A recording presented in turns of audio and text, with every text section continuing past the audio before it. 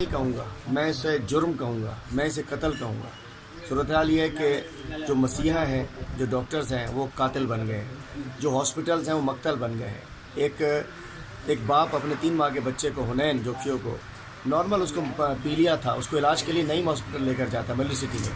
نعیم hospital میں بقول اس کے کہ اس کو پیلیا کنٹرول کی اتنے ہیوی ڈوزز دیے جاتے ہیں کہ اس کے دماغ پہ اثر پڑ جاتا ہے، دماغ ضائع ہو جاتا ہے اس کا۔ اس کے بعد جب ان سے کام نکل جاتا ہے تو کہتے ہیں جنا لے کے چلے جاؤ۔ جنا جاتے ہیں بقول اس کے والد کے کہ وہ جنا NICH میں کوئی نہیں پوچھتا اس کو۔ 5 دن وہاں NICH میں وہ بیچارہ خوار ہوتا رہتا ہے، بچے کا علاج نہیں ہوتا، کوئی پوچھتا نہیں اس کو، چونکہ اس کی سفارش نہیں تھی، کوئی پوچھنے والا نہیں تھا۔ اس کے بعد یہ وہاں سے لے کے دوبارہ حسن جنرل ہاسپٹل ملی سٹی لے کر آتے ہیں۔ یہ اس کے والد صاحب بتا رہے ہیں، میرے ساتھ موجود ہیں۔ اور وہاں لانے کے بعد حسن جنرل ہاسپٹل میں وہ کہتے ہیں اس کو بلڈ دیا جاتا ہے، وائٹ بلڈ اور نارمل بلڈ۔ اس ڈیورنگ بلڈ یا تو بلڈ غلط تھا، ڈوزج غلط تھے، کسی جاہل بندے نے اس کو لگوایا تھا، جس طریقے سے نشوا کے ساتھ واقعہ ہوا۔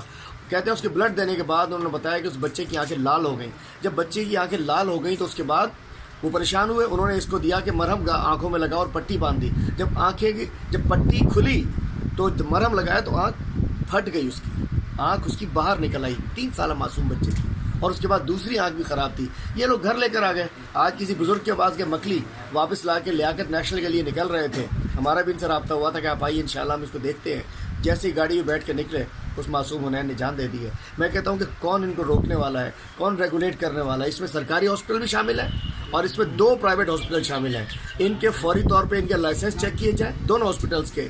ان جو کمیشن ہے، جس انداز سے یہ نہ ہو کہ دارالصحت کے ساتھ جو فارمولہ لگایا گیا اس کو اس پہ لگایا جائے، ان کے لائسنس چیک کیے جائیں۔ جو ان کو ریگولیٹ کرنے والے تھے، میں پوچھنا چاہتا ہوں یہ عطائی ڈاکٹرز ہیں کیا؟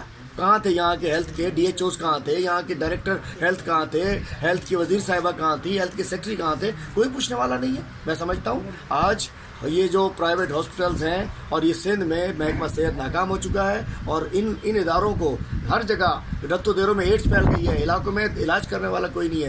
میں کہتا ہوں کہ میں بڑا افسوس ہے، ان کے والد موجود ہیں، ان کے چچا، ان کے ماموں، پوری برادری کے لوگ موجود ہیں، اور میں اس پہ افسوس بھی کرتا ہوں، اور میں کہتا ہوں ان کے خلاف مقدمہ درج کیا جائے۔